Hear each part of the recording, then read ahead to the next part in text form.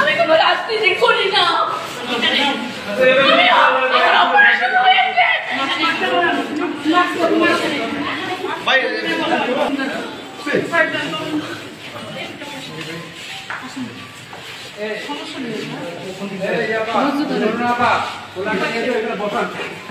আরে ওয়াশরুমে যেতে অনেকক্ষণ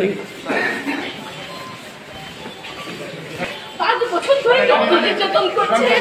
এমন পরিস্থিতি মেয়েকে দেখে শান্ত বসাই